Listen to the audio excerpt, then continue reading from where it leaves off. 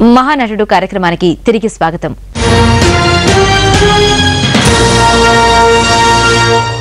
రణరంగంలో నాయకురాలు నాగమ్మ, పల్నాటి బ్రహ్మన్న ఇరుపక్షాలను మోహరించి ఎదురెదురుగా నిలిచి బాదులాడినప్పుడు ఒకరికొకరు తీసిపోని విధంగా నటించారు ఎన్టీఆర్, భానుమతి.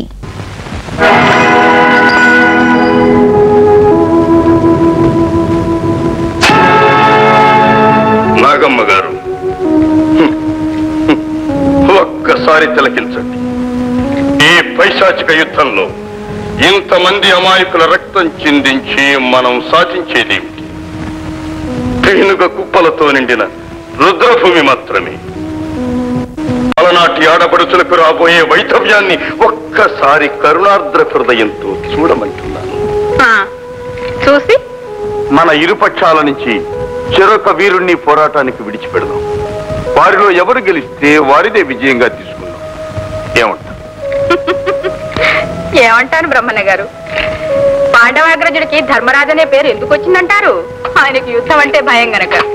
మీ జీవకారుణ్యం చూస్తుంటేను నాకు చాలా జాలి వేస్తోంది.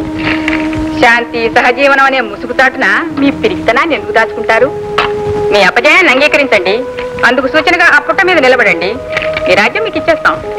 నాగమ్మ గారు, మీలో మానవత్వం ఏ మూలనైనా దాగి ఉందేమోనని తుది ప్రయత్నం కూడా చేశాను. సరే, ఇక బలాబలాలు తెలుసుకుందాం. జై చెన్నకేశవ!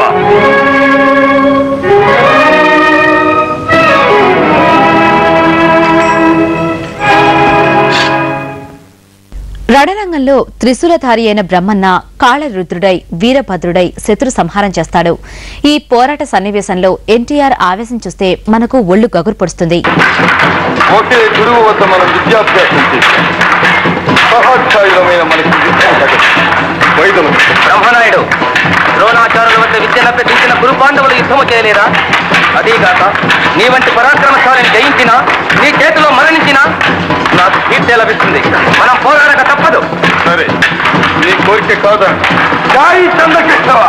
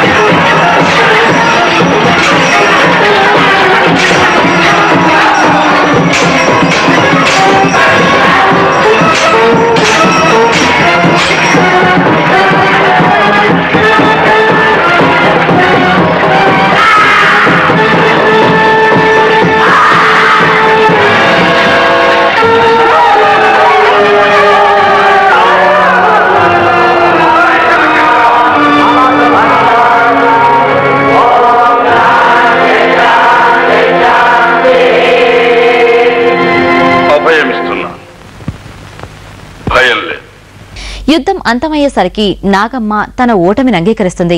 అప్పుడు బ్రహ్మనాయుడు ఆమె తెలివి, మేధస్సు మానవజాతి ప్రగతికి, లోక కళ్యాణానికి వినియోగిస్తే బాగుంటుందని హితవు పలుకుతాడు. బ్రహ్మన్న గారు, ఈ హింసాకాండకు కారకురాలైన నేను ఓడిపోయినా. ఓడిని నీవు కాదు నాగమ్మ,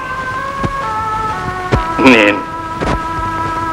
ఈ గడ్డ మీద రక్తపాతం జరగకూడదన్న నా వజ్ర సంకల్పం భగ్నమయ్యింది. చివర నా సిద్ధాంతానికి విరుద్ధంగా నెత్తుటి మడుగుల్లో నేనే నా చేతులు ముంచి పరాభూతున్నా. బ్రహ్మన్న గారు, మీ మానవత్వం ముందు నేను పూర్తిగా ఓడిపోయినా. నాగమ్మ, స్త్రీ జాతిలో ఇంతవరకు నీ వంటి ప్రజ్ఞాప్రాభవాల విదుషీమణి ఈ గడ్డ మీద జన్మించి ఉంటుంది. వెలలేని నీ మేధా సంపత్తి మానవ జాతి వినాశనానికి వినియోగపడటం మా దురదృష్టం. నలగామును పలనాటి ప్రభువుని చేసి నీవు మహామంత్రివై కన్నమదాసు సైన్యాధిపతిగా ప్రజల్ని కన్నబిడ్డల్లా పాలించాం. నాయన గారు, అంటరానితనమనే ఉక్కు చట్టాన్ని పగలగొట్టి మా జాతికే విముక్తి కలిగించారు. మీరే లేకపోతే మరొక్కరుంటారు కన్నమా, మరొక్కరుంటారు. ఈ ఉద్యమం మహాప్రవాహం లాంటిది. ఎవ్వరూ ఎదురీదలేరు. అవిచ్ఛిన్నంగా సాగిపోవలసి. ముందు కాలం మీకు స్వర్ణయుగం రాబోతున్నది కన్నమా, స్వర్ణయుగం.